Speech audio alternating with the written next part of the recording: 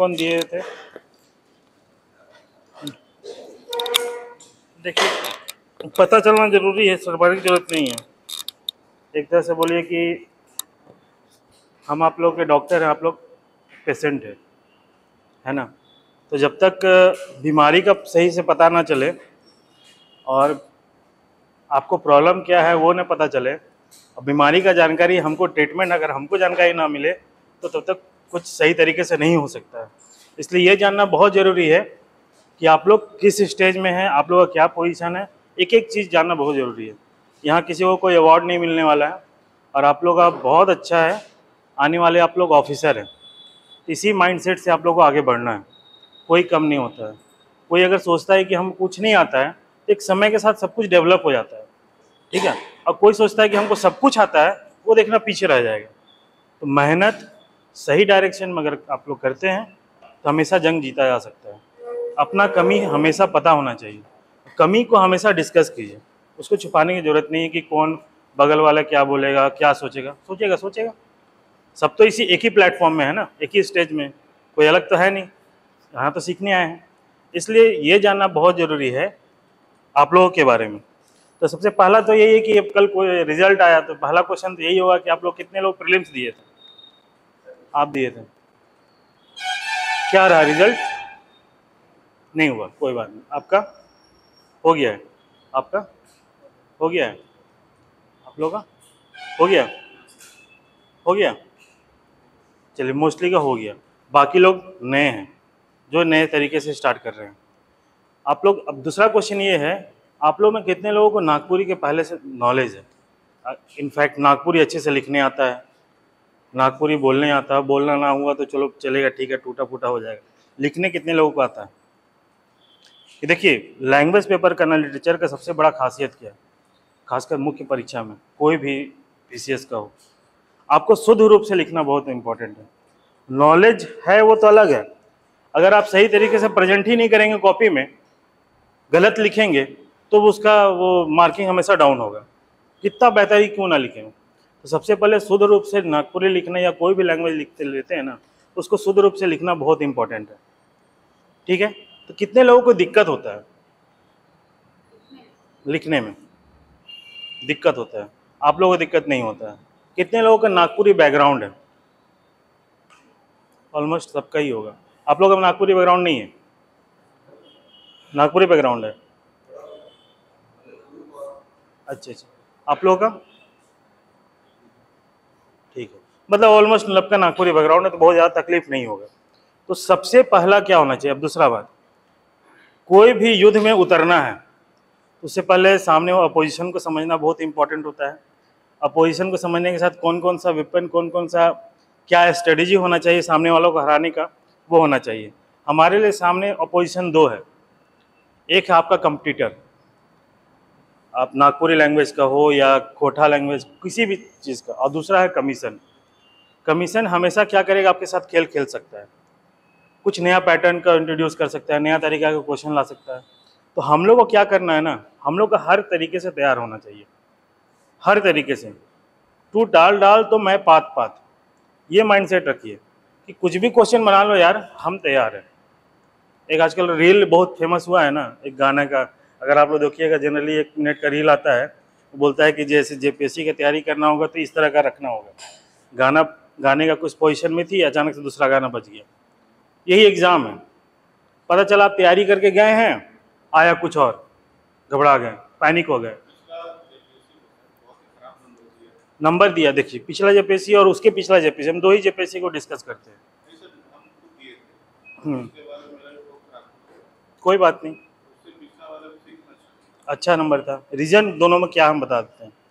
दो अगर सही तरीके से, वही बोले ना, स्ट्रेटजी सही होना बहुत इंपॉर्टेंट है। ये नहीं कि सामने आए कूद पड़े, पहले स्ट्रेटजी बनाओ, हमको किस पाथ में जाना है, क्या रिक्वायरमेंट है एग्जाम का, और किस पाथ में जाना है, ये होना बहुत इंपॉर्टेंट है। उसके बाद आप कम भी पढ़िएगा ना, आपका बात बना दीजिएगा। मेंस का एक ही रिक्वायरमेंट हमेशा याद रखिए, कंटेंट सबके पास लिमिटेड है, सबके पास घुमा फिरा के एक ही कंटेंट है। अगर बोला जाए नागपुरी भाषा का उद्भव और विकास में, सबके पास मोटा मोटी कंटेंट एक ही है। बोलेगा देवनागरी लिपि का उद्भव विकास, सबके पास मोटा मोटी एक ही कंटेंट है। एक ही सोर्स पढ़ने वाला, सब कुछ मार्केट में जो मटेरियल उसी को पढ़ने वाला है। बट मैटर ये करता है कि उस कॉमन कंटेंट में आप कैसे 2 स्टेप आगे हो सकते हैं, आप ऐसा क्या लिखें कि आपको 1 मार्क एक्स्ट्रा मिले। मैटर ये करता है। इसके लिए राइटिंग स्किल का होना बहुत ज़रूरी है। दूसरा, आपका थॉट प्रोसेस होना बहुत ज़रूरी है। एक सिंपल से एग्जांपल देते हैं, अभी हम लोग सारा चीज़ को डिस्कस करेंगे। सिंपल से एग्जांपल देते हैं, बोलेगा नागपुरी भाषा का उद्भव और विकास, या किसी भी कवि का कोई एक उठा के बोलेगा उसका किसी कृति को एक्सप्लेन करने के लिए। आप एक चीज़ हमको बताओ, नागपुरी भाषा का उद्भव और विकास तो बोल दिया, हर कोई लिख देगा कि इस पैटर्न में हुआ है। कुछ कवि के बारे में बता दे, कुछ राइटर के बाद साहित्यकार के बारे में बोले कि ये साहित्यकार ये चीज़ बोला था, उसका योगदान ये है। हर कोई यही मोटा मोटे लिख के आएगा, जैसे भी घुमा फिरा के प्रेजेंटेशन अलग होगा। लेकिन अगर आप लोग लास्ट कंक्लूजन, एक पैराग्राफ, अगर नागपुरी भाषा का डेवलपमेंट पे, आज जिस पोजीशन में नागपुरी भाषा है ना, उसको और कैसे डेवलप किया जा सकता है, एक पैराग्राफ में 3 सजेशन आप डाल दीजिएगा ना, आप बाकियों से अलग हो जाइएगा। समझ रहे हैं? एग्जामिनर जब कॉपी चेक करेगा तो बोले कि ये सारा चीज़ को डील किया है और फ्यूचरिस्टिक ऑप्टिमिस्टिक वे में भी आगे बढ़ा है कि अभी ये स्टेप उठाने से नागपुरी का जो भाषा है वो आगे और बढ़ सकता है। समझ रहे हैं? यहाँ मार्क्स उठा लिया आप। कोई साहित्यकार का कोई कृति के बारे में पूछ रहा है, अगर उसका थोड़ा सा भी रिलेवेंस आपको लगता है आज के सोसाइटी में, लास्ट में एक पैराग्राफ डालिए कि इस कृति से आज का सोसाइटी कितना इफेक्टिव है, कितना इफेक्ट पहुंचा सकता है। अगर इसको सही तरीके से देखा जाए तो ये जो समस्या आज के समय में जो समस्या है उसका निवारण कर सकते हैं। देखिए कैसे सब कंटेंट एक ही लिख रहा है, लेकिन थोड़ा सा टच अलग दे दिए, आपका मार्क्स भाग जाएगा। ठीक है? आप रहे बोले कि 2021 में मार्क्स नहीं आए, उसके पीछे का रीजन है, एनालिसिस किए। 2016 का क्वेश्चन में देखिएगा, सिलेबस को सीधे उठा के रख दिया है। अगर 8 पार्ट में 8 क्वेश्चन दिया हुआ, 5 लिखना, सब में देखिएगा जो पोर्शन दिया हुआ था भाग 1 में, भाग 2 में, सब में दे दिया, सिलसिलेवार दिया है। हर कोई पहले माइंडसेट बना के जाता है कि हम लोग ये क्वेश्चन को ऑप्ट करना है। अब नेक्स्ट ईयर क्या कर दिया, सबको मिक्स कर दिया, अनुच्छेद पूछा ही नहीं है ना, एक क्वेश्चन खाली अनुवाद पूछा था, लोग वहां धाराशायी हो गया, वो पोर्शन ही हट गया, सबको क्लब कर दिया। जैसे पेपर 1 और क्वेश्चन नंबर 1 और क्वेश्चन नंबर 5 कॉमन है, वहां सबको आके क्लब कर दिया। और जो व्यक्ति, जो स्टूडेंट कुछ पोर्शन को छोड़ दिया है कि ये चीज़ को तो हमको नहीं करना, हम इसी पर्टिकुलर क्वेश्चन में 5 क्वेश्चन बनाना है, तो वहाँ तो वो फिर फेल हो जाएगा ना, वो तो मेंटली प्रिपेयर ही नहीं था पहले से। तो कहने का मतलब ये है कि अभी का दौर ये कहता है कि आपका जो सिलेबस है उसको पूरी तरीके से कंप्लीट करो। ऑप्शनल वे में मत जाओ कि ये चूज करके मत जाओ कि हमको ये तैयार करना है, ये तैयार करना है, ये तैयार करना है, मेरा काम हो जाएगा। कभी भी कुछ भी हो सकता है, गुलाटी मार सकता है कभी से। देख लिए इस बार भी कहानी।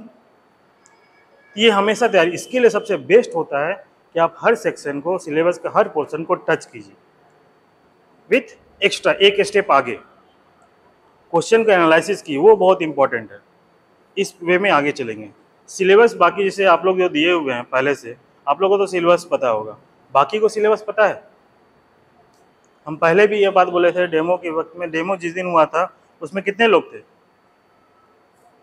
कितने लोग थे? हम उस दिन में बोले थे कि देखिए सिलेबस का सबसे इम्पोर्टेंट रोल है, 2 ही, किसी भी स्टूडेंट का 2 ही माई बाप होता है, सीधी सी बात बता रहे हैं, सिलेबस और PYQ। इन दोनों को पकड़िएगा, हमेशा जंग जीतिएगा। सिलेबस हमेशा याद रखिए, और PYQ से आपको पता होना चाहिए कि कैसे क्वेश्चन आ रहा है, मतलब उस पर्टिकुलर सेक्शन में हमको कैसे तैयार करना है। जैसे पहला सिलेबस का पार्ट है नागपुरी भाषा का उद्भव और विकास, इसमें दो ही साल का हम देखते हैं तो 2 ही तरह का क्वेश्चन आया है। कोई बता सकते हैं? आप बताइए कैसे क्वेश्चन आया था?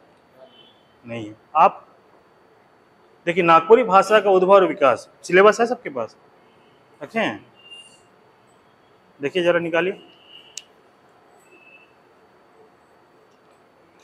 वो तो है मेरे पास, चलिए है मेरे पास, आप लोग देखिए नागपुरी भाषा का उद्भव और विकास। उसमें क्वेश्चन क्या पूछा है कि नागपुरी भाषा का उद्भव और विकास का सिलसिलेवार ढंग से वर्णन करूं, है ना, पहला क्वेश्चन ये पूछा है। एक क्वेश्चन क्या पूछा है, नागपुरी भाषा का विकास में विभिन्न विद्वान लोग है ना, उसका मत को लिखो। इससे हमको क्वेश्चन का पैटर्न पता चला। कि इस टॉपिक में भाषा और विकास में नागपुरी में लिखें, भाषा और विकास में बोल रहा है उसका उद्भव और विकास में उसका सिलसिलेवार ढंग से वर्णन करो।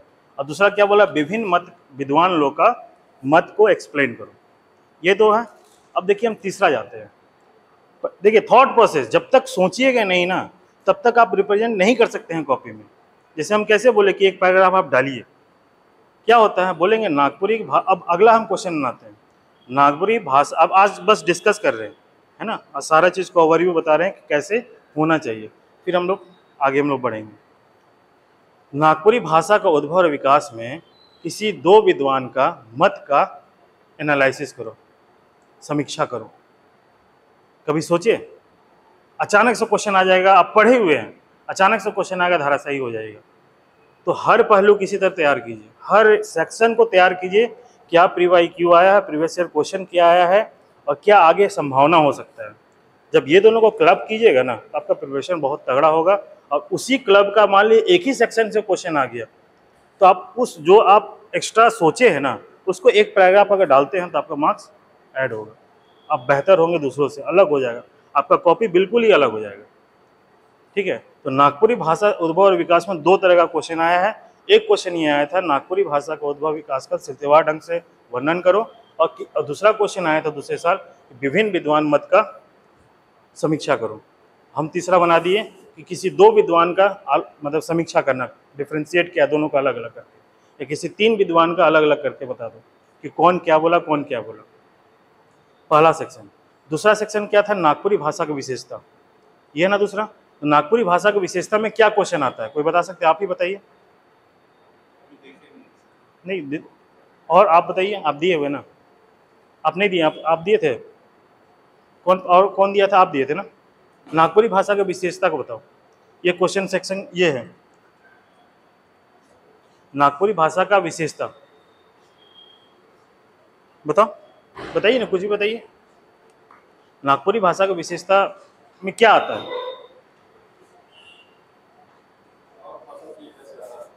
नहीं तो वो तो भाषा का प्रभाव में भी चल जाएगा, ठीक है, वो तो एक आ गया विशेषता, चलिए कह सकते हैं। और भाषा का अलग क्या हो सकता है? एक पोर्शन है देवनागरी लिपि।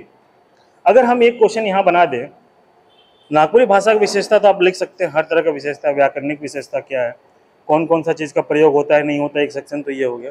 अगर हम बोल दें कि देवनागरी भाषा, अब देखिए हम नेक्स्ट लेवल में सोच रहे हैं, वही चीज़ आपको सोचना है। अगर हम बोल दें कि देवनागरी भाषा जो हिंदी भाषा है और नागपुरी भाषा के बीच में क्या डिफरेंस है, हम क्वेश्चन को मोल्ड कर, कंटेंट एक ही है, हम क्वेश्चन को बस मोल्ड कर दिए, लिखने का तरीका बस अलग हो जाएगा, कंटेंट वही होगा। जहाँ अलग होगा, जैसे नागपुरी भाषा में ऐ औ का प्रयोग नहीं करते हैं, री का प्रयोग नहीं करते हैं, तो बहुत सारा जो वर्ण उसका चेंजेस फॉर्म में करते हैं। तो आप एक खाका बना सकते हैं कि हिंदी में ये भाषा होता है, नागपुरी में ये होता है, यहाँ ये होता है, यहाँ ये होता है। वो प्रेजेंटेशन अलग होगा, बाकी हम लोग आंसर राइटिंग में जब होगा हम बताएंगे। इस लेवल में तैयार कर सकते हैं। ये एक लिमिटेड सेक्शन है। यहीं से ये भी देखिए कि हमारा दो ही तरह का सेक्शन आता है, एक होता है लिमिटेड और एक होता है ना ओपन। लिमिटेड ओपन कहने का मतलब क्या हुआ, मतलब एक छोटा सा 2 पेज का नोट्स पढ़ें, काम हो गया खत्म, उसको बोलते हैं लिमिटेड एरिया। और ओपन मतलब क्या हुआ, ओपन मतलब कुछ भी पूछ सकता है, मतलब साहित्यकार वाला एरिया में वो क्या पूछेगा नहीं पता, बोल देगा पर्टिकुलर कृति का नाम दे देगा, बोले इसका समीक्षा करो, आप नहीं पढ़ें, ये ओपन एरिया हो गया। लेकिन नागपुरी भाषा का उद्भव और विकास एक लिमिटेड एरिया है, 2 पेज का नोट्स है, काम उसी में खेलना है, चाहे आप एक्स्ट्रा जाइए चाहे कम जाइए, जो करना है उसी पेज में करना है, ये लिमिटेड एरिया है। नागपुरी भाषा का विशेषता ये लिमिटेड एरिया है, समझ रहे हैं। अब यहाँ जैसे ओपन एरिया में क्या हो गया, लोक साहित्य, अब बोल देगा प्रकीर्णन साहित्य, या आप बोल देगा किसी बाल गीत का समीक्षा करो, आया था पिछले बार, आपको पता नहीं है, अब कल के दिन पूछ देगा पर्टिकुलर बाल गीत का कर दो, एक शीर्षक दे देगा उसका कर दो, ये ओपन हो गया ना, कुछ तो आप तैयार नहीं किए हो। तो 2 तरह का सेक्शन हमेशा होता है, एक होता है लिमिटेड, एक होता है ओपन। आपको पकड़ के रखना है, लिमिटेड कभी गड़बड़ नहीं होना चाहिए, ये गड़बड़ हो गया तो मतलब सुसाइड कर लिया आप। ये लिमिटेड है, यहाँ से मार्क्स क्या कम पढ़ के ज़्यादा लेना है, क्योंकि हम लोग पास ऑप्शन है क्वेश्चन का। 8 क्वेश्चन आ रहा है, इसमें से हमको 5 क्वेश्चन लिखना है, ठीक है, जिसमें से 2 एरिया आप लोग का कॉमन ही रहता है, क्वेश्चन नंबर 1 क्वेश्चन नंबर 5। बाकी आप एक एक चूज करना है आपको, जो भी एक सेक्शन एक एटलीस्ट चूज करना है, तो इसके आपको पास ये ऑप्शन है। तो लिमिटेड एरिया का जहाँ आ गया वहाँ इसको बहुत बढ़ जाता है आपका अच्छा करने का, और मैक्सिमम लोग वहाँ भी वहीं पर उतरेंगे। अगर सही से कोई अगर एग्जाम पैटर्न को एनालिसिस किया, क्वेश्चन को एनालिसिस किया है, तो वहीं जाएगा। लेकिन वहीं जाएगा कॉमन, तो आपको 1 नंबर कैसे जाएगा, जो हम अभी आपको इनोवेटिव बताए, जहाँ इसको बढ़ता है वहाँ पे जरूर डालिए पैराग्राफ। ये लिमिटेड एरिया है। थर्ड सिलेबस का पार्ट क्या है, नागपुरी व्याकरण। नागपुरी व्याकरण हर कोई टच करेगा, लिमिटेड एरिया है। बोलेगा संज्ञा का प्रकार वर्णन करो। अब उपसर्ग क्या होता है, और यही क्वेश्चन आया था ना लास्ट टाइम में, उपसर्ग के बारे में, अव्यय के बारे में आया था, ठीक है, छठा में आया था। काल के बारे में पूछ देगा, तो आपका एक लिमिटेड सोर्स है, उसी सोर्स में आपको काम करना है। अब यहाँ पे देखिए, मेरे जैसा एग्जामिनर हो, अगर तरीके से क्वेश्चन पूछ देगा, तो यहाँ पे क्या हो, जैसे सर्वनाम के बारे में हम बहुत तरीके से क्वेश्चन पूछेंगे। या सर्वनाम में बहुत सारा चीज अलग अलग होता है। हर कोई क्या किया आज तक, सिंपल से देखिए, आप लोग स्टूडेंट हैं, अपने माइंड सेट पे जाइए। हर कोई क्या किया, एक ग्रामर का बुक उठाया, ठीक है, संगुतला मैम का पतला सा है, क्या कि कोई भी मोटा पढ़ना नहीं चाहता है, साइकोलॉजी है। हम लोग भी स्टूडेंट थे, हम लोग भी नहीं पढ़ना चाहते थे, कोरियापा आता था, है ना। तो आदमी एक चीज़ को उठा लिया, उसी को पढ़ लिया। अब हम क्वेश्चन बनाते हैं आपको तो ये पता है नागपुरी में मानकीकरण तो हुआ नहीं है, कोई फिक्स नहीं है कि संज्ञा के कितना प्रकार, हर कोई अलग अलग विद्वान बोला है। हम बोल देंगे नागपुरी में संज्ञा का वर्णन करते हुए किसी 2 व्याकरण वेत्ता जो है, साहित्यकार जो नागपुरी का, उसका संज्ञा का विश्लेषण करो।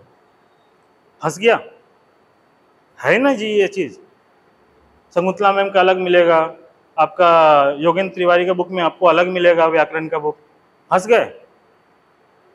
और अगर देखिए कैसे मार्क्स उठाता है, नॉर्मल जो स्टूडेंट होता है ना, जो अगर उसे पूछा जाएगा संज्ञा या सर्वनाम किसको कहते हैं, उसका भेद क्या है, उसका वर्णन करो, वो सिंपली एक चीज़ का वर्णन करके आ जाएगा। लेकिन अगर आप एक उसका कॉमन चीज़ का वर्णन करते हुए आगे का बोलिएगा कि संगुतला मैम के बुक में ये चीज़ का वर्णन है, योगेंद्र तिवारी के बुक में ये चीज़ का वर्णन है, श्रवण कुमार गोस्वामी के बुक में ये चीज़ का वर्णन है, इट मीन्स इसका मतलब ये होता है कि आप जो व्याकरण पढ़े हैं ना, बहुत गहन तरीके से पढ़े हैं, आपका मार्क्स हमेशा से ऊपर आएगा। फिर देखिए कैसे आपका मार्क्स नहीं आता है। आप मेंस के स्टेज में आए हुए हैं, जहां आपको पूरा एक्सप्लोर करना है, एक्सप्लेन करना है सारी बातों को, लिमिटेड वर्ड में जो भी है उसमें एक्सप्लेन करना हो, बाकी से बेहतर करना, तो आपको चीज़ को करना बहुत छोटा, थोड़ा थोड़ा मेहनत है, ज़्यादा नहीं है। व्याकरण खत्म हो जाएगा इसी में, लिमिटेड सोर्स में। देवनागरी लिपि का उद्भव विकास, यही ना भाग 1 में 4 सेक्शन था, 5 था ना, 4 सेक्शन। देवनागरी लिपि का उद्भव और विकास, सेम पैटर्न यही है, लिमिटेड रिसोर्सेज है। अब आइए चाहिए ओपन के एरिया, और लिमिटेड में और बता देते हैं। लास्ट जो सेक्शन है उसमें कौन कौन सा सेक्शन है, निबंध है, अनुवाद है, आपका ये है संक्षेपण है, ये सब एरिया हमेशा पकड़िए। अब जैसे अनुवाद है, अब अनुवाद में आपको पूरा का पूरा मार्क्स आएगा। डिपेंड ये करता है कि आप कितना शुद्ध रूप से लिखते हैं, इसमें ज़्यादा मेहनत नहीं है, कितना आप शुद्ध रूप से लिखते हैं वो, संक्षेपण वगैरह में कितना आप लिखते हैं वो, ये सब बहुत लिमिटेड एरिया है। बहुत अच्छे से अगर क्वेश्चन आ जाए ना, बहुत अच्छा इसमें किया जा सकता है। ये हुआ लिमिटेड एरिया के एरिया जो आपको बताएं। ये कभी गड़बड़ नहीं होना चाहिए। जो आपका जो है खंड 1 में जो भाग क है, ये पूरा लिमिटेड एरिया है। अब खंड बी में, खंड 2 में लास्ट भाग, जो लास्ट भाग कौन सा है, 8वां भाग जो है, वो बिल्कुल लिमिटेड है। आप जितना थॉट प्रोसेस में बढ़िएगा, सोचिएगा, उतना बेहतर आप निबंध लिख सकते हैं। यहाँ से मार्क्स उठाने वाला चीज़ है, ठीक है। अगर आप देखिएगा ओपन के एरिया में ना, तो भाग क में ही, खंड क में ही एक होता है भाग 2 है, इसमें लोक साहित्य वाला आई थिंक है ना, लोक साहित्य वाला। अब देखिए लोक साहित्य वाला क्या है, नींद आ रहा क्या, देखिए आज का ये बतलाना बहुत इंपॉर्टेंट है। हम ये नहीं चाहते हैं कि आएँ सीधे आके पढ़ाना शुरू कर दें। जब तक एक सही डायरेक्शन को आप नहीं समझ होना बहुत इंपॉर्टेंट है। तो ऐसा क्लास हमेशा बोरियत रहता है, स्टूडेंट कभी उम्मीद नहीं करता है, लेकिन ये जानना बहुत ही इंपॉर्टेंट है। ठीक है, उसके बाद फिर तो बढ़ेंगे ना, विद तरीके से बढ़ेंगे। दूसरा सेक्शन है लोक साहित्य। लोक साहित्य में क्या पूछा है? लोक साहित्य का परिचय है, लोक साहित्य का भेद उपभेद ऐतिहासिक सब सारा चीज़ है। लोक साहित्य में भी आपका लोकगीत एक सेक्शन है, सब लिमिटेड है ये सॉरी ये आपका लोकगीत वाला एरिया है, पर लिमिटेड एरिया में है। झूमर गीत के बारे में पूछ देगा तो लिमिटेड एरिया में है, उसका स्कोप बहुत कम है। ठीक है, एक आपका हो जाएगा जैसे वन केवरा, शिष्ट साहित्य में है वन केवरा, अगला सेक्शन में सॉरी। उसके बाद अगला क्या है आपका लोक साहित्य में अगला सेक्शन क्या था जो जितना भी है ये है ना, लोकगीत है, लोक कथाओं का उद्भव और विकास। अब देखो अभी देखो ये लिमिटेड कैसे, लिमिटेड नहीं है, ओपन कैसे, लोक कथा का उद्भव और विकास। कोई एक लोक कथा दे दिया, कोई भी एक लोक कथा दे दिया, आप उसको नहीं पढ़े हुए हैं, उसको एक्सप्लेन करना बहुत मुश्किल है, नहीं कर पाइएगा, तो यहाँ पे मार्क्स क्या होगा आपका, डाउन होगा। तो इस सब का क्या है तरीका वो बताते हैं। तब आप बोलिएगा कि आपके मन में आएगा सर तो इसको कैसे करें। तो जितना भी लोक कथा है, एक चीज हमेशा याद रखिएगा, जितना भी लोक कथा है उसका ना जो भी इम्पोर्टेंट राइटर का ना, उसका एक सिनॉप्सिस बना लीजिए, एक पेज से ज़्यादा नहीं। हम बताएंगे तरीका क्या होता है। लिखने का शैली आप डेवलप कीजिए, सोचने का शैली आप डेवलप कर चुके हैं, दो चीज़ का कॉम्बिनेशन, और आपका एक शॉर्ट सिनॉप्सिस होना चाहिए सिर्फ पॉइंट में। वन हिरनी का बेटा लोक कथा है, उसमें क्या बात लिखा गया है, उस वन हिरनी का बेटा तो उसमें क्या बात लिखा गया, मूल भाव क्या है, 3-4 सेक्शन 5-7 सेक्शन में पॉइंट में बनाइए। अब बस उसको एक्सप्लेन करना, इससे ज़्यादा जरूरत ही नहीं है कि आपको वन हिरनी का लोक कथा है उसको 4 पेज में आप उसका नोट्स बना रहे हैं, जरूरत नहीं है। इसी तरह सिनॉप्सिस बना लीजिएगा ना, सारा सेक्शन हो जाएगा। ठीक है, उसके बाद अगला आता है शिष्ट साहित्य। शिष्ट साहित्य में आप देखिए 2 साल से क्वेश्चन एक एरिया पूछ ही नहीं रहा। कौन सा एरिया तो बता सकता है? हाँ, उसमें क्या क्या है? राइट, वन केवरा भाग 2 मैंने अभी तक से क्वेश्चन पूछा ही नहीं है। बहुत अच्छा स्कोप है नंबर लाने का, बहुत बेहतर स्कोप है। 2 साल से नहीं पूछा, 2016 में भी नहीं पूछा है, 2021 में भी नहीं पूछा है। यहाँ पे क्या है, गद्य पद्य दोनों का समावेश है। और जहाँ ये सब होता है ना, हमेशा ना प्रेजेंट आज के दौर में जो इसका रिलेवेंस क्या है ना, कुछ भी टच हो रहा है ना, उसको हमेशा प्रेजेंट कीजिए। नंबर फाड़ के आता है, अपने एक्सपीरियंस से बता रहे हैं, दवा के नंबर आता है। तो इसको 2 साल से पूछ नहीं रहा, इसका मतलब ये नहीं कि छोड़ देना है, इसको एकदम करना है। सिंपल सा काम क्या करना है, बस सिनॉप्सिस बनाइए। अगला जो कोई कविता है उसका मूल भाव क्या, किस सेंस में जा रहा है, मुश्किल से देखिएगा ना 4 से 5 लाइन में ख़त्म हो जाता है। बाकी दिमाग में रखिए, राइटिंग स्किल इस तरह डेवलप कर दिए लिख लिख के कि हो जाए। पढ़िए कम, लिमिटेड रिसोर्सेज है, और जितना ज़्यादा प्रैक्टिस कीजिएगा उतना ही सक्सेस का रेशियो आपको बढ़ेगा, परसेंटेज बढ़ जाएगा। अगर आप सोचिए कि नहीं हम सब पढ़ लिए हैं, एक बुक ये भी पढ़ लेते हैं, एक बुक ये भी पढ़ लेते हैं, तब आप गलत डायरेक्शन में चल गए। लिमिटेड पढ़िए और उसको ज़्यादा यूटिलाइज कीजिए, उसको ज़्यादा लिखिए तरीके से, उसको दिखाइए उसकी कमी क्या है। यही मेंस का काम है। वन केवरा जो है ये एकदम इसी का रिप्रेजेंट करता है। यहाँ से मार्क्स आएगा, तरीके से मार्क्स आता है। ठीक है, अगला सेक्शन जितना भी आपका निबंध वगैरह एरिया है, निबंध का एरिया है कौन सा है, साहित्यकार। इसमें बहुत सारा 21-22 साहित्यकार है ना, किसी को याद है कौन कौन सा नाम है?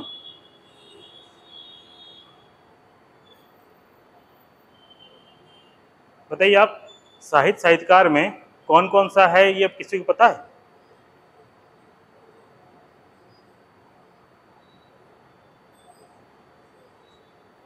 देखिए अब इसमें तो आप बोलिएगा 21-22 साहित्यकार ऐसे कर करके तो हालत खराब हो जाएगा। सुनने में तो बहुत ये लग रहा है, सोच के भी बहुत लग रहा है। हम बोले ना हमेशा सिनॉप्सिस पे जाइए। ये इसलिए बोल रहे कि मेरा एक्सपीरियंस है, वही चीज़ को हम समझाना चाह रहे हैं। आज ये समझाना बहुत इंपॉर्टेंट है कि आने वाला अभी 1 महीना 1.5 महीना आपको उसी पे खेलना है। अगर आप पोथी पत्रा लेके बैठ जाएंगे तो बड़ा दिक्कत हो जाएगा।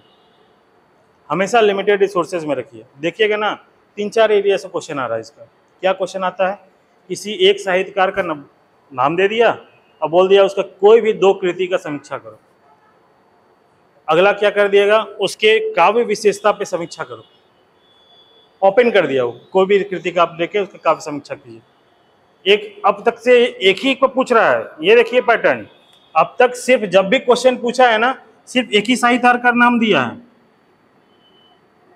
साहित्यकार का नाम दिया है। हम अब बोल देंगे ना किसी 2 साहित्यकार का लेके ना समीक्षा करने के लिए बोल देंगे, किसी 2 साहित्यकार का। एक क्वेश्चन आप लोग का सिलेबस में ना काल विभाजन दिया हुआ है ना, आदिकाल, मध्यकाल, आधुनिक काल। हम बोल देंगे किसी 2 आधुनिक काल का जो कवि है, साहित्यकार है, उसका समीक्षा करो। देख रहे हैं एक टॉपिक से दूसरा टॉपिक कैसे लिंक हो रहा है, एक मेहनत से दोनों मेहनत हो रहा है, एक ही काम से दोनों काम होगा। वहां हम पैटर्न तो सिलसिलेवार ढंग से सीखेंगे ही कि आदिकाल, मध्यकाल, आधुनिक काल का क्या क्रम है, वो तो सीखेंगे ही, सीखेंगे। क्योंकि एक क्वेश्चन हमेशा, एक क्वेश्चन देखिए दूसरे क्वेश्चन से ही पकड़िए। क्वेश्चन भाषा उद्भव विकास में क्या बोला था कि विभिन्न विद्वान का समीक्षा करने के लिए क्या बोला है, सेम चीज यहीं पे हो जाएगा। उसी क्वेश्चन को पैटर्न को पकड़ के हम दूसरा क्वेश्चन दूसरे टॉपिक में जा रहे हैं। जब विद्वान को वहां पूछ दिया विभिन्न विद्वान का मत को बताओ, तो यहां भी तो हो सकता है 2 विद्वान के बीच का भी डिफरेंशिएट हम दे सकते हैं। किसी भी एरिया में भाषा उद्भव विकास में हो सकता है, तो लिपि में भी हो सकता है। आगे आपका शिष्ट साहित्य से रिलेटेड कुछ हो सकता है, लोक साहित्य से रिलेटेड कुछ हो सकता है, कहानी वगैरह पूछा ही है किसी एक कहानी का समीक्षा करने के लिए, एक राइटर का पूछ के। हम 2 राइटर का पूछ देंगे। अब 2 राइटर के बीच में कहानी का समीक्षा क्या करो, तो उसमें क्या होता है, मेंस में सबसे ये क्या होता है ना, सबका एक फॉर्मेट, कॉमन फॉर्मेट होता है। समाज के प्रति नजरिया, प्राकृतिक दृष्टिकोण, ऐतिहासिक दृष्टिकोण, सबका एक नजरिया है। उसी टॉपिक को पकड़ना, बस खाली वर्ड्स को अलग अलग कर देना है, कॉमन जाएगा। अब कभी भी कोई भी क्वेश्चन आ जाता है, उसमें आपको इंट्रोडक्शन लिखना होता है। इंट्रोडक्शन फिक्स रहेगा, इंट्रोडक्शन फिक्स रहेगा, याद रखिएगा।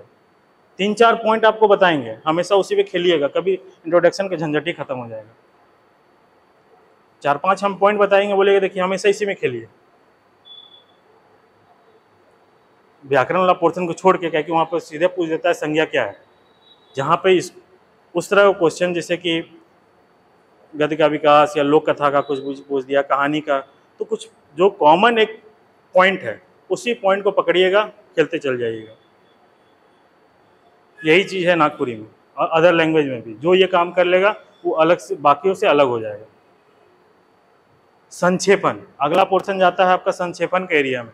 ये बहुत इंपॉर्टेंट है। संक्षेपण को समझने के लिए 2 चीज़ होना बहुत इंपॉर्टेंट है। आपको नागपुरी अच्छे से समझ आना चाहिए कि क्या चीज़ लिखा हुआ है, और आपको लिखने का शैली तो भारी पूरा मेंस ही है, तो लिखने का शैली ही होना चाहिए।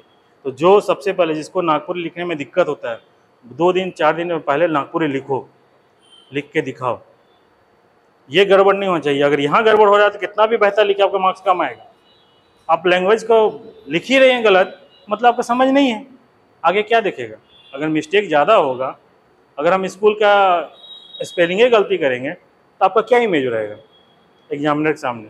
तो ये बहुत इंपॉर्टेंट है।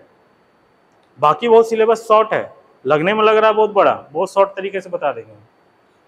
खेलना है बस उसी में, लिखते बार बार लिखते लिखते। तो ये अच्छे से कर लीजिए। जिसको नहीं आता है वो स्पेशल अपना टाइम लीजिए और लिख के हमको दिखाइए। अगर सबको ये बहुत ओके है कि हम लोग अच्छे से लिखने आता है, तो कोई दिक्कत नहीं है। सबको ओके है, 1 लोग 2 लोग बताए थे ना लिखने में दिक्कत होता है। आप लोगों को लिखने में दिक्कत नहीं होता है? होता है ना आप लोग का? होता है आप लोग का? देखिए ये बहुत इंपॉर्टेंट है, तभी आगे बढ़िए। भले 1 से 2 दिन लग जाएगा, कोई दिक्कत नहीं है। सबसे इंपॉर्टेंट चीज़ है ये लिखना। लिखना ही नहीं आएगा, फिर आगे सिलेबस पढ़ेगा कोई फायदा नहीं है। आप हमेशा गड़बड़ कीजिए। 1 दिन 2 दिन लिखिए, जो भी आता है हमको लिख के दिखाइए। एक काम कीजिए, कोई भी एक पैराग्राफ लीजिए 5 लाइन का, लिख के जरा हमको दिखाइए। क्या हम देखिए कितना कमी है आप लोग का, उसी अनुसार हम आगे बढ़ेंगे। कोई भी एक पैराग्राफ, अपना मोबाइल से कोई एक पैराग्राफ निकालिए, कोई भी बुक होगा कुछ भी निकालिए। देखिए हिचकिचाइए नहीं, शर्माइएगा तो शर्माते रह जाइएगा जिंदगी भर। एकदम लिख के दिखाइए, 3 लाइन ही लिख के दिखाइए। कोई भी एक पैराग्राफ पकड़िए, किसी के पास होगा, लिख के दिखाइए, जरा दिखाएं, फिर आगे हम बढ़ते हैं। दिखाइए दिखाइए, कोई भी पैराग्राफ मोबाइल से निकालिए ना, कोई भी व्हाटएवर, कुछ भी 2 3 4 लाइन का निकालिए, जरा लिख के दिखाइए। है आपका मोबाइल, निकालिए मोबाइल निकालिए, मोबाइल निकालिए, कोई पैराग्राफ निकालिए, जो मर्जी हो। अभी तो कॉमन कुछ है नहीं हमारे पास, कुछ भी व्हाटएवर।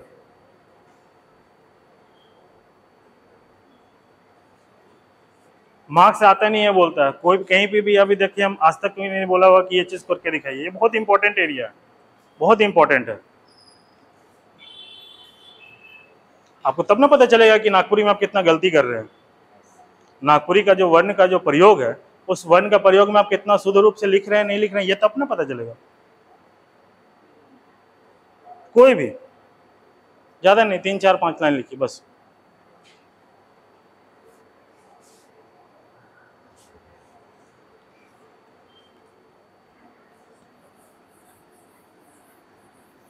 और हम लोग जो आगे बढ़ेंगे टॉपिक वाइज पढ़ेंगे, पैटर्न आपको हम बता दे रहे हैं मेरा क्या रहेगा क्लास का।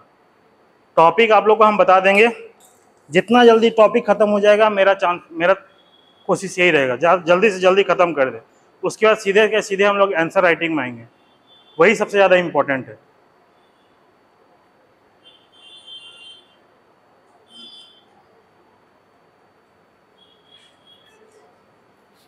कोई भी विकिपीडिया, बहुत सही करे, कोई भी विकिपीडिया कुछ भी लिखिए ना, झारखंड लिख दीजिए ना, झारखंड विकिपीडिया खोजिए, झारखंड के बारे में लिखा हो वही लिखिए।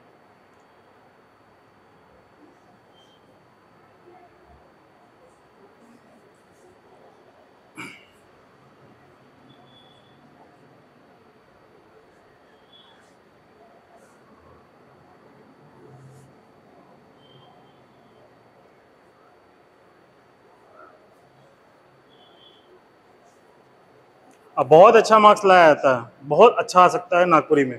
ये कभी भी मत अपने दिमाग में मत रखिए कि मार्क्स नहीं आ रहे, नहीं, एकदम आएगा।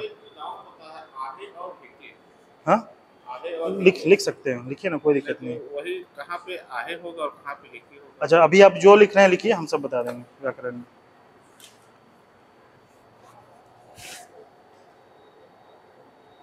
हेके हमेशा स्टेबिलिटी को, मोर स्टेबल जो होता है ना, हेके को उसका प्रयोग करते हैं। सेंस आपको बता दे रहे हैं, एकदम सच है, बदल नहीं सकता। अच्छा, दूसरा बात, जो मेरा पूरा क्लास रहेगा वो हिंदी में हम मिक्स करके करें या नागपुरी में बोल के बोले? नागपुरी में बोले, सब कोई समझ जाएगा। चलो ठीक।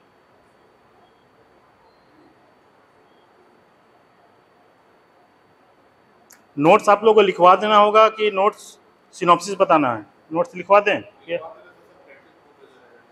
ठीक है, चलिए।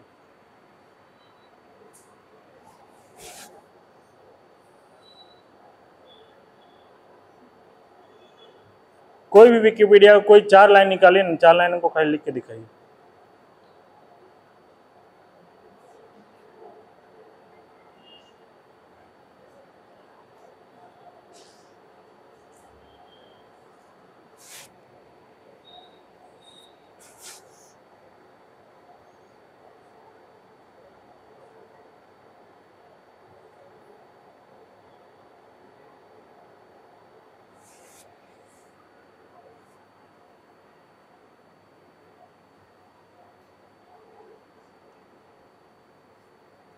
लिखिए लिखिए लिखिए लिखिए लिखिए लिखिए, कोई दिक्कत नहीं। हिंदी में? हाँ, इसी को तो, यही तो आता है हिंदी में, आपको नागपुरी में लिखना है। देखिए, अनुवाद अभी हो गया, आप लोगों का पता चल जाएगा। एक सेकंड।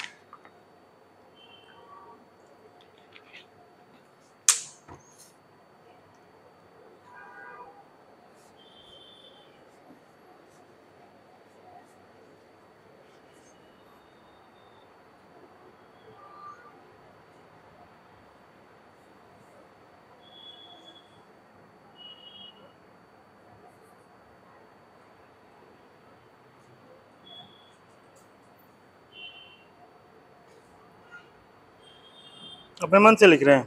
हाँ। चलो ठीक है, बढ़िया, वो भी बढ़िया है। चलिए, हमको बस कल वो जानना है कि आप लोग कितना सही लिखते हैं। नहीं, मेरा मकसद सिर्फ यही है। हम हिंदी से लिख लेंगे। कोई बात नहीं, आप इससे निकालिए ना हिंदी का, है उतना टाइम वेस्ट मत कीजिए। किसी का मोबाइल नहीं, का मोबाइल लेके सर्च कीजिए। विकिपीडिया झारखंड झारखंड विकिपीडिया क्या है ये?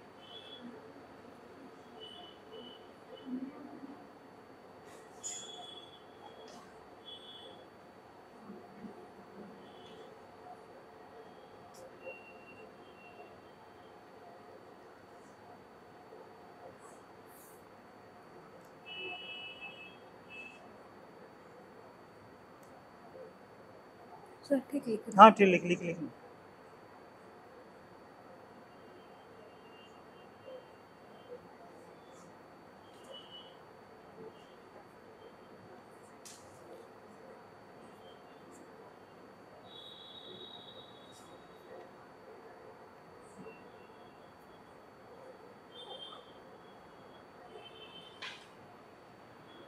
नहीं लिखे हैं? फर्स्ट टाइम है सर, हम्म, मेरा फर्स्ट टाइम है नागपुरी में। क्या बोले फर्स्ट टाइम लिए हैं? अच्छा, देखिए पता चल गया अभी, मतलब आपका जीरो लेवल से आपको आपके लिए स्टार्ट होना चाहिए।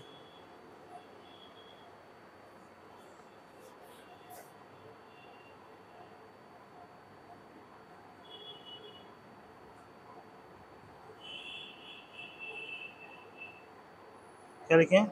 वैज्ञानिक य है, आधा ग है। आधा।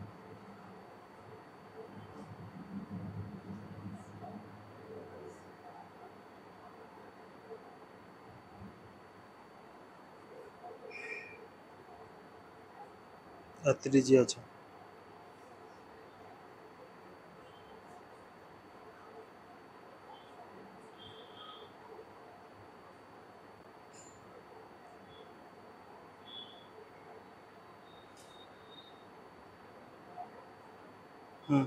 ज्ञान की इधर भी लिखते हैं, ज्ञान भी लिखते हैं, ऐसे करके ज्ञान भी लिखते हैं,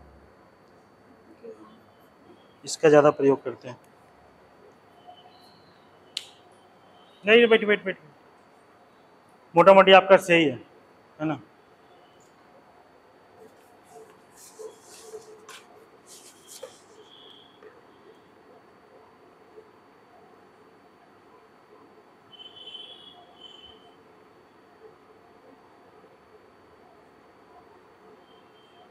पश्चिम ठीक से लिखाएगा, पश्चिम, हाँ सिंपल है सर।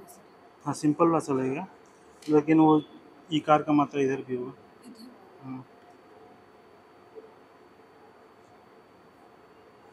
देखिए गड़बड़ कर दिए ना, अब यही जगह मार्क्स कटेगा। इतना तक सभी सही है ना? यही से देखिए पूरा भाग क्या है? भाग होगा सर, भाग। भागना।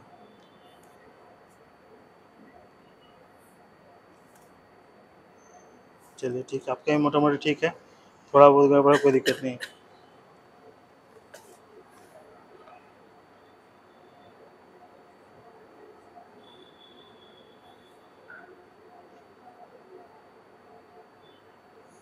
एक की जगह एगो लिखना होगा, एगो।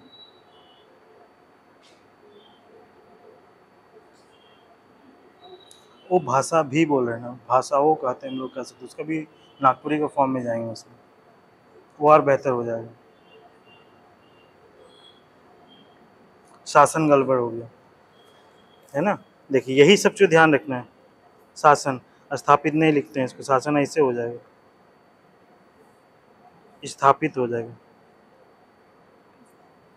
ठीक है,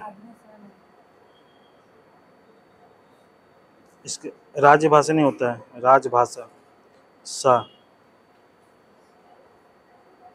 ये सा की जगह ख भी लिख सकते हैं। हाँ भाखा, वो हम बताएंगे, विशेषता में बताएंगे। भाखा कहाँ कहाँ चेंज होता है वो बताएंगे। चलिए मातृ को ऐसे कह सकते हैं, लेकिन मातृ यही लिखिए। सर जैसे छत्तीसगढ़ बिहार लिख रहे हो, उसमें तो कोई चेंजेस नहीं ना? नहीं उसमें चेंज नहीं कर सकता है, क्योंकि वो यूनिवर्सल का जो है ना, उसमें आप चेंज नहीं कर सकते हैं, कुछ सही चलेगा वो भी।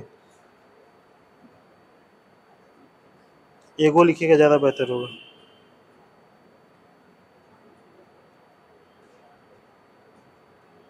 पूर्व नहीं लिखते हैं, पूरब ऐसे लिखते हैं, पूरब। ये देखिएगा, पूरब, पश्चिम,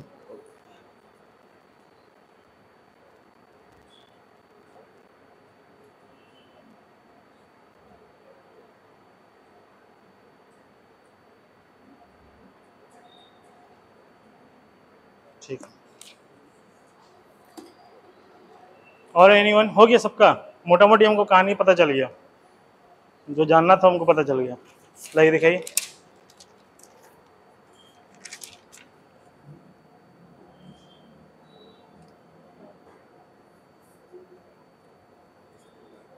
आहे में हमेशा ऊपर रहेगा, बिंदु लगेगा। है, बिंदु लगे हमेशा।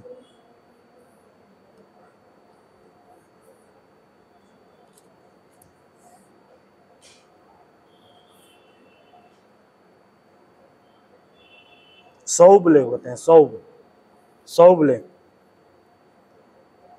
सौबले, बढ़ जाइत, बगरा है। ये तो हिंदी में लिखे हैं आप ना? नहीं,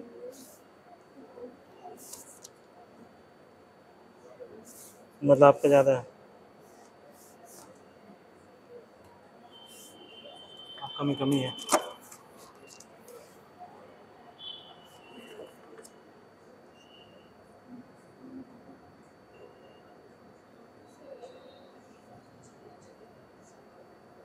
जन्म कहते हैं हम लोग। शुद्ध रूप में जाइएगा ना तो और अच्छा रहेगा। ये भी लिख सकते हैं, लेकिन इसमें लिखिए ज़्यादा अच्छा रहेगा।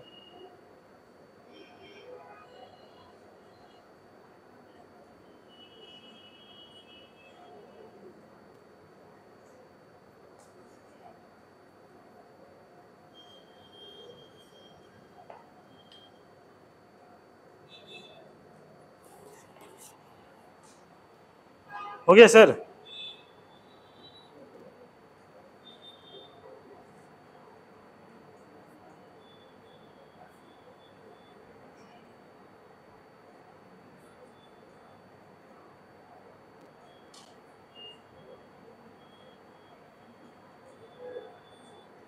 बस हो गया, छोड़ दिए। हमेशा लिखिए एक की जगह एगो का प्रयोग कीजिए, ठीक है? और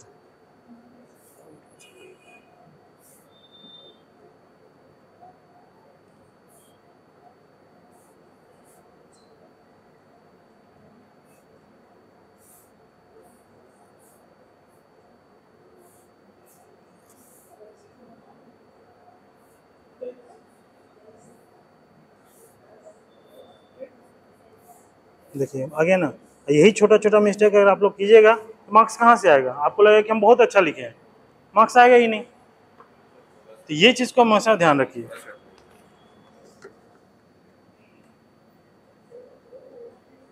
ओके नहीं, एक है।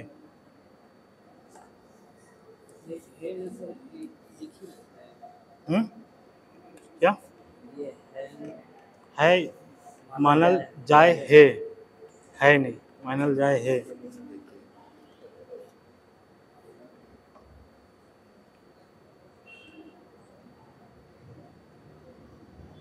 कभी भी शॉर्ट फॉर्म मत लिखा कीजिएगा मेन्स में। और और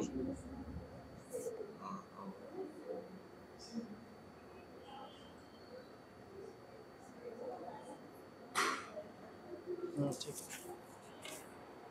मोटा मोटी एक दो लोगों को छोड़ के मोटा मोटी कहानी सबका एक है। भाषा,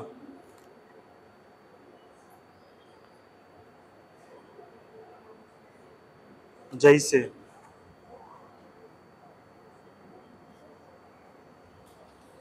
देखिए मोटा मोटी समझ में आ गया क्या कर रहा है सब कोई।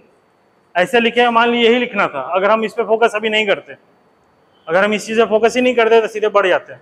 आप लोग तो ऐसे ही चलते, आप लोग तो एक ही नंबर पर गाड़ी बढ़ाते रहते, जबकि जहाँ जरूरत है 3 नंबर का तो 1 नंबर कहाँ से होगा? मार्क्स आएगा ही नहीं, हर जगह कटेगा आप लोगों का। तो सबसे पहले क्या, शुद्ध रूप से लिखना, पहला फोकस मेंस है। कोई ऐसा तो नहीं ऑब्जेक्टिव कि आप पढ़ लिए लिख लिए समय टिक मार देना। शुद्ध रूप से लिखना जरूरी है, एक भी गलती नहीं होना चाहिए। भाषा की खूबसूरती यही है, कोई भी लिटरेचर का गलती नहीं होना चाहिए। ये जो मिस्टेक हो रहा है, खासकर आपको थोड़ा सा तो मेहनत करने की जरूरत है। बाकी मोटा मोटी लगभग सबका एक है, सब वही वर्तनी पे ही गलती किया है। जहाँ पे चेंजेस फॉर्म होना चाहिए वहाँ नहीं किया है, वो सबको कहाँ पे शॉर्ट फॉर्म में नहीं। अब जैसे शॉर्ट फॉर्म का तो चलिए सबके लिए, लेकिन मोटा मोटी लगभग एक ही गलती थी, इस चीज़ को सुधारिए। इसका कोई इलाज नहीं है, कोई आपको कुछ नहीं कर सकता है, कुछ नहीं हो सकता है, एकदम ऑनेस्टली बोल रहे हैं। और इसी को सुधार लीजिएगा, और जो जो पैटर्न हम बता रहे हैं, तरीका बता रहे हैं, दोनों को क्लब कर लीजिएगा, देखिएगा मार्क्स आएगा, बहुत बेहतर मार्क्स आएगा, अब बहुत अच्छा कर सकते हैं आप लोग, है ना। हम ऐसा नहीं है कि एक आदमी का सिलेक्शन, सबका सिलेक्शन है ना। तो इन सब चीज़ों को ध्यान रखिए, जब भी लिखिए और लिख के हमको दिखाइए, एक्स्ट्रा टाइम में ही दिखा दी जाके, पहले दे दी जाके, या फिर एक पेज में लिख के आइएगा, हमको दे दीजिए, हम घर ले जाके देख लेंगे टाइम का कमी के कारण। ये चीज़ को हमेशा ध्यान रखिए। तो पहला काम क्या करें, लिखिए। तो जब से ही हम जो विशेषता वगैरह बताएंगे, उसमें हर चीज़ का पहलू बताएंगे, किसका चेंजेस फॉर्म होता है, कहाँ हम लोग फॉर्म चेंज कर सकते हैं, कहाँ नहीं कर सकते हैं, ठीक है। तो इन सब चीज़ों को हम लोग देखेंगे। तो याद रखिए, क्वेश्चन पैटर्न खुद से एनालिसिस कीजिए, एक बार आप लोग खुद से देखिए कि क्या क्वेश्चन आ रहा है, कैसे आ रहा है, किस टॉपिक में क्या आ रहा है, थोड़ा सा समझ बनाइएगा कि वन वे कम्युनिकेशन में हम जो बोलेंगे आप वही समझ जाइएगा। कुछ आपका भी तो होना चाहिए कंट्रीब्यूशन कि हाँ सर हम ये देखे थे, ये चीज़ होना चाहिए, इसमें हम ऐसा सोच रहे हैं। इससे क्या होगा, एक कदम और हम लोग आगे बढ़ेंगे, ठीक है। तो इस सेक्शन में हम लोग क्या करेंगे, या हम लोग का पैटर्न रहेगा, हर टॉपिक को उठाएंगे, उस टॉपिक का एक सिनॉप्सिस आप लोग हम बता देंगे पूरा डिटेल में। अगर आप लोग बोलिए कि हमको नोट्स लिखा दिए, फिर तो हम लिखा देंगे। अगर आप बोलिए कि नोट्स मत लिखाइए सर, आगे बढ़ जाइए, हम लोग इसके आंसर राइटिंग में फोकस ज़्यादा करेंगे, उस पर बढ़ जाएंगे। जैसा आप लोग का रहेगा डिमांड, उस तरह पूरा कर देंगे। जैसे आप बोल रहे हैं नोट्स लिखाने का, बाकी लोग नोट्स लिखने में कितने लोग फेवर में हैं, सबको नोट्स चाहिए, नोट्स लिखना है।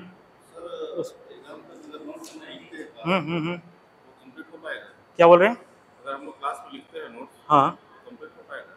देखिए, वो डिपेंड, उसमें थोड़ा टाइम तो लगता है, क्लास नोट्स लिखने में टाइम लगता है। तो इसको हम लोग इस वे में कर सकते हैं कि हम जेरोक्स कॉपी या कुछ भी एक ग्रुप आप लोग को बना देते हैं, वहीं पे हम सेंड कर देंगे, आप लोग अपना प्रिंट आउट निकाल लीजिएगा और उसी को हम एक्सप्लेन करें। इससे क्या होगा, हम लोग जल्दी कंप्लीट कर लेंगे, एक दिन में 2 टॉपिक भी जा सकते हैं, ठीक है। और ज़्यादा से ज़्यादा जो इंपॉर्टेंट रिक्वायरमेंट है इस एग्जाम के लिए आंसर राइटिंग पे, उस पर ज़्यादा टाइम हम लोग देंगे, है ना।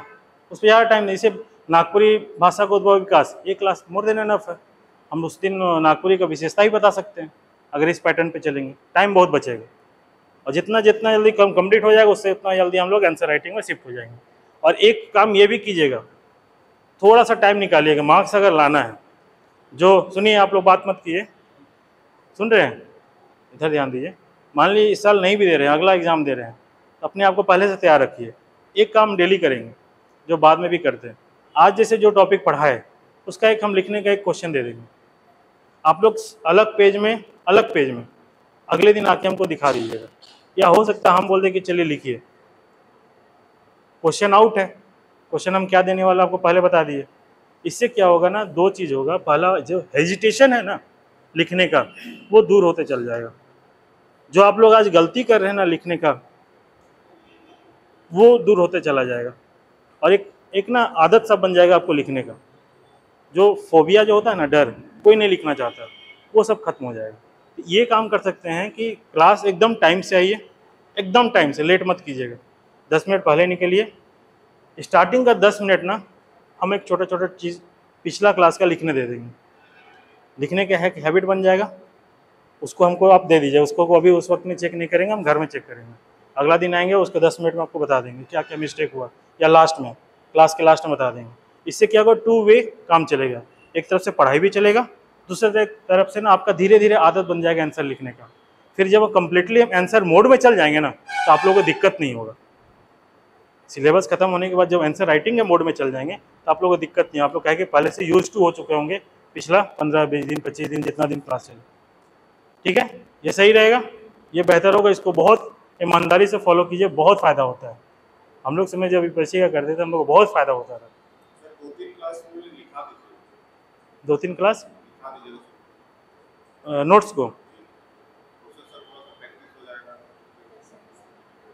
अच्छा ठीक है, उसके बाद नोट्स दे देंगे, 2-3 क्लास लिखा देंगे, ठीक है। चलिए, एक आदत से पता चल जाएगा क्या किस तरह से लिखना है, ठीक है, चलेगा, ये भी चलेगा, ठीक है। और कुछ आप लोगों को कुछ और मन में डाउट है जो हम मेरे से शायद छूट रहा हो, पूछिए, कुछ ऐसा डाउट हो, फिर हम लोग कल से फुल फ्लेज में शुरू करेंगे। कल से शुरू करेंगे, कोशिश करेंगे या तो ग्रामर या तो भाषा साहित्य वगैरह से स्टार्ट करेंगे, टॉपिक वाइज जैसे होगा। क्या बोल रहे हैं?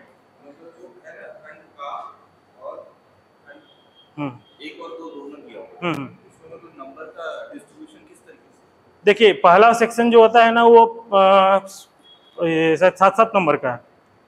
पहला जो है जो जो कंपलसरी है, पहला क्वेश्चन और 5वां क्वेश्चन ये कंपलसरी है। इसमें 5 क्वेश्चन लिखना होता है 7-7 नंबर का, ऐसा ही कुछ है ना, 35 नंबर का है। उसके बाद टोटल है 20-20 नंबर का। अब देखिए एक चीज़ और बताना, बहुत अच्छा बात बताई, याद आ गया हमको। अभी तक से क्या हो रहा है, एक क्वेश्चन का कि ये अदर एग्जाम का क्वेश्चन पैटर्न आया हुआ है और उसी को फॉलो कर रहा है अभी जेपीएससी। पिछला 2 बार से हम गौर कर रहे हैं। अभी तक से क्या आ रहा है, क्वेश्चन 20 नंबर का एक क्वेश्चन पूछ दिया, यही ना हुआ है, लास्ट ईयर किया था। अब क्या कर देगा, एक क्वेश्चन में क्वेश्चन नंबर 2 में ए और बी बना देगा और दोनों को 10-10 नंबर में बांट देगा। इससे जानते क्या है, इसमें एक ही चीज काम आएगा, राइटिंग स्किल। क्यों? क्योंकि कम समय में 3 घंटे में अब ज्यादा क्वेश्चन लिखना होगा। एकदम आ सकता है, हो रहा, होने वाला है ये। पिछले बार कुछ किसी कोई पेपर रूप भी दिखा दिया है ना, देखिए पैटर्न आ घुस गया है ये। तो अब क्या करेगा, 20 नंबर को 2 पार्ट में डिवाइड कर देगा, 2 सेक्शन घुस गया, नंबर ऑफ क्वेश्चन बढ़ जाएगा, लिखना आप लोगों का बढ़ जाएगा। इसलिए राइटिंग स्किल बहुत इंपॉर्टेंट है। बाकी तो आप कर ही लीजिएगा, टॉपिक तो हम पहले ही बोल रहे हैं, आपको एक भी टॉपिक नहीं छोड़ना है, एक भी टॉपिक नहीं छोड़ना। ये मान के नहीं चलिए कि ये सेक्शन ये क्वेश्चन आया रहा, हमको ये सेक्शन बस तैयार करेंगे बाकी छोड़ देंगे। जैसे आप जीएस में कर सकते हैं, जीएस का भी आप लोग आइडिया हल्का हल्का दे देंगे। जैसे मान लीजिए पेपर 1 है, हिस्ट्री है, हिस्ट्री में 100 क्वेश्चन है, आपको पता है 20 क्वेश्चन तो आपका 40 मार्क्स का तो आपका पूछ रहा है ऑब्जेक्टिव, बाकी 2 क्वेश्चन आपको लिखना है। ऐसे ही ना 2 सेक्शन में 2 क्वेश्चन लिखना है। 2 सेक्शन में देखिएगा 3 पोर्शन है। क्या का पोर्शन है, एंशिएंट है, मेडाइवल है, मॉडर्न है और झारखंड है। 2 ही पकड़ना, सिर्फ 2 ही को कोई टॉपिक तैयार कर लिए, काम खत्म। आपको एंशिएंट में इंटरेस्ट है, एंशिएंट तैयार कीजिए, किसी को मॉडर्न में इंटरेस्ट है, मॉडर्न तैयार कीजिए। इस 2 एरिया को पकड़िए, काम खत्म, 2 एरिया छूट गया। ये स्ट्रेटेजी है। लेकिन यहाँ पे क्या है, लिटरेचर में वो स्ट्रेटेजी काम नहीं आएगा। क्यों? क्योंकि सबको क्लब कर चुका है, इसलिए आपको हर सेक्शन पढ़ना होगा और पढ़ना चाहिए। आगे अभी तक अछूता है ये सब सेक्शन जिस दिन आ जाएगा हालत ख़राब हो जाएगा, जानते हुए भी, अगर आप प्रैक्टिस नहीं किए तो। जैसे लिखने का प्रैक्टिस दबा के कभी मत भागिए, भागिएगा लिखने से मीन्स बहुत कम चांस बनता है फिर सक्सेस होने का।